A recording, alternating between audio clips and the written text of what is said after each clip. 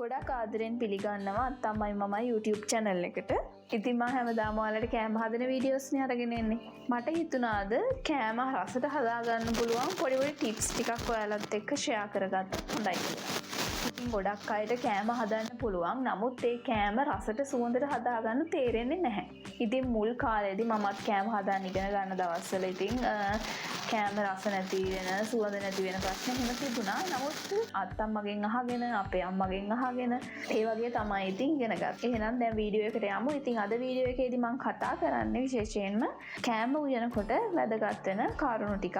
කෑම රසට හදාගන්න මේ කාරණු ටික වැදගත් වෙනවා. මම පළවෙනි ටිප් එක විදිහට තෝරගත්තේ රසට ටෙම්පරාදුවක් හදාගන්නකොට ඒකට කරන්න පොඩි දෙයක්. ඉතින් ටෙම්පරාදු දානකොට අපි සුදු ලුණු පාවිච්චි කරනවානේ.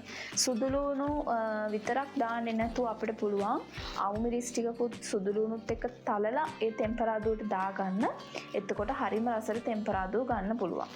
මම දෙවෙනි ටිප් එක විදිහට තෝරගත්තේ රසට වට්ටක්ක එකක් හදාගන්නකොට පාවිච්චි කරන්න පුළුවන් පොඩි ටිප් එකක්.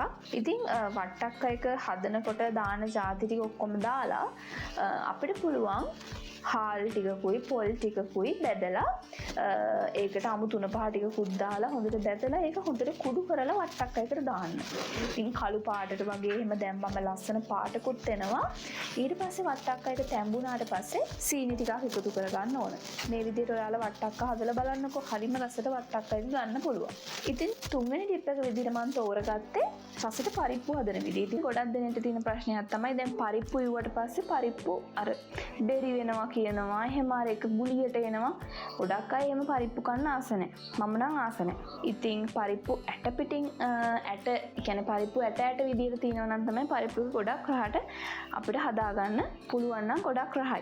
ඉතින් ඒකට මම ඔයාලට පොඩි ටිප් එකක් කියන්නම්. පරිප්පු එක මුලින් වතුරෙන් තඹ ගන්න. වතුර ගොඩක් තියන්න එපා. සාමාන්‍යයෙන් වතුර පොඩ්ඩක් තියලා පරිප්පු ටික හොඳට තැඹුණාට පස්සේ අවශ්‍ය ප්‍රමාණයට කිරි දාන්න. එතකොට අපිට පරිප්පු ඇට ගතියට හිටින විදිහට උයා ගන්න පුළුවන්.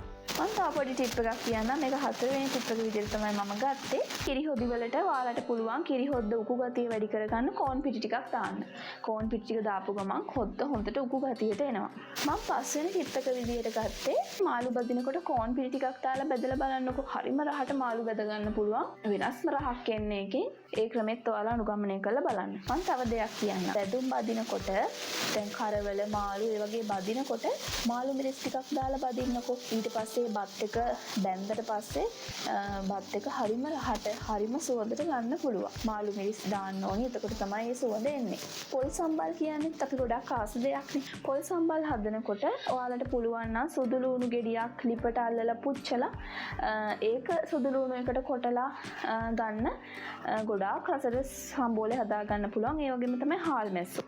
අමු හාල් මැස්සොත් හොඳට හොදලා ඒ විදිහට පුච්චලා අරගෙන සම්බෝලෙට අඹරලා දාන්න පුළුවන් නම් හරිම රහයි. අනිත් එක තමයි දැන් අපි සම්බෝලෙට දෙහි දානකොට ඉදිච්ච දෙහි දාන්න එපා. අමු දෙහි දාන්න බලන්න. එතකොට හරිම රසට සම්බෝලේ හදා ගන්න පුළුවන්. අනිත් එක තමයි අපි දැන් බත් උයනකොට බත් එක තැඹුණාට පස්සේ ඔයාලට පුළුවන් නම් දෙහි බින්දු කීපයක් බත් එකට දාන්න. බත්තට හරි ලස්සනට දිලිසෙන ගතියට ගන්න පුළුවන්. ඒකත් පොඩි ටිප් එකක්. අනිත් එක තමයි බෙදපු හරි බෙදපු නැති හරි හාල් වලින් අපිට පුළුවන් ව්‍යංජන රසවත් කරගන්න. කබලේ බෙදලා ගත්තම නැත්නම් අමුවෙන් වුණත් හාල් හොඳට ගලේ අඹරලා හොද්දට දාන්න පුළුවන් නම් හොඳට රස කරගන්න පුළුවන්. ඒ වගේම හොඳට උකු කරගන්නත් පුළුවන්. තව පොඩි ටිප් එකක් කියන්නම්. ෆ්‍රයිඩ් රයිස් හදනකොට දැන් අපි එළවලු ටෙම්පරාදු කරලා ඒ එළවලු ටික පොඩ්ඩක් එහාට මෙහාට කරලා හට්ටියේ මැද්දට කෑලි මිරිසුයි සීනි ටිකකුයි දාලා ඒ ටික හොඳට ටෙම්පරාදු කරන්න. හරිම රහට රයිස් එක හදාගන්න පුළුවන්. කඩේ රහටම හදාගන්න පුළුවන් ඒ විදිහට. ඒ වගේම තමයි තව පොඩි ටිප් එකක් තමයි දැන් කරපිංච අපි දානවනේ කෑම වලට. කවදාවත් ලා කරපිංච දාන්න එපා කෑම වලට. රස නැහැ. එතකොට හොඳට කොළ පාට වෙච්ච හොඳ මෝරපු වල ටිකක් තමයි අපි කෑම වලට දාන්න ඕන. එතකොට හරි රහට සුවඳට කෑම එක ගන්න පුළුවන්. ඉතින් මම හිතනවා මේ වීඩියෝ එකෙන් ඔයාලා දෙයක් ඉගෙන ගන්න ඇති කියලා. මේ වගේ වීඩියෝස් වලට ඔයාලා කැමති නම් කමෙන්ට් එකක් දාන්න.